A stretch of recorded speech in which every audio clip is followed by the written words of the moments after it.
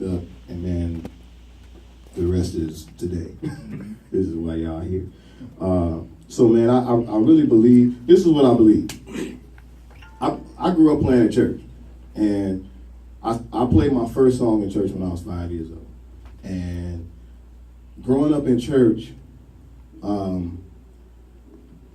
some of y'all that know, I know when I was growing up, I was just playing.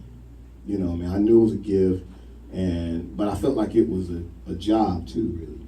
You know what I mean? Like, and so when you feel like you're working, you don't. Sometimes you don't really.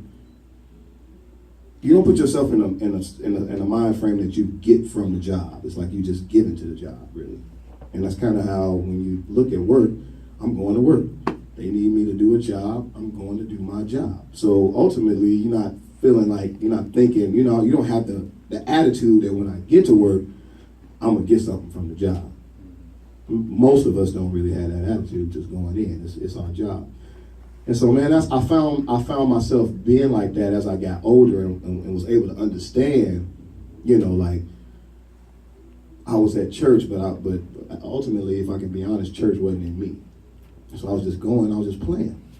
So I asked God when I was 16 years old, I remember it, man, because I never really prayed and asked God anything like this, or maybe anything at all at that point, honestly. But I was like, man, I don't want to play in church and make money. I just want to go and be able to get something from it. Because I felt the void, really. I mean, if you, like, pay attention to life, you'll understand there's some stuff you need. So I felt the void. And so I asked God, I said, man, I don't want to play in church and make money. I just want to be able to go and get from church. And then when I play, I want it to be, basically just an act of service, really, because I ain't getting nothing from this. I would play and then I would leave and go down the street, man, and be messing with my girlfriend, like, honestly. Like, I'd leave church, to go be doing stupid crap. And so I knew that was foul. So I was like, man, I don't want to do that. And so, man, literally, I was 16, maybe 17, but I remember a year later, I was blessed to go on a tour on the road with a play. And maybe a year after that play, I met my wife. And so maybe 2 years after I did that play, I met her. But God answered my prayer. So I said all that to say, man, to mix the two together, man, to mix your gift, what you do, to mix the two together is, like I said, this gift and this share. They go hand in hand, man, because actually, God is the one that gave you the gift. And ultimately, we'll go to a church, man. I like to say we go to the hospital and don't take the medicine. We sitting up in the hospital and walk out of there sick. Like, that's stupid.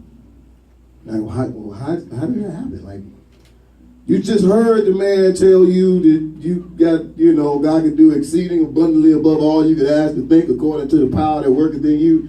You go out and you ain't got you feel like you ain't got no power. You can't do nothing. You discouraged, you sick, you broke, you everything. You was just sitting in the hospital.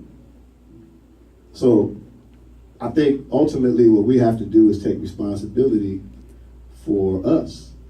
And sometimes, man, we don't really get to that level of responsibility until something crazy happened. I know for me, I didn't really get to a place of responsibility until something crazy happened in my marriage. And all of a sudden now I'm like, oh, Lord, I need you. So I'm here to tell you, you ain't got to learn by tribulation. You can learn by revelation. And I'm here to help you. And then we're going to get it in. We're going to play. We're going to, I think it's the best of both worlds to me. So I'm going to pray. God, thank you right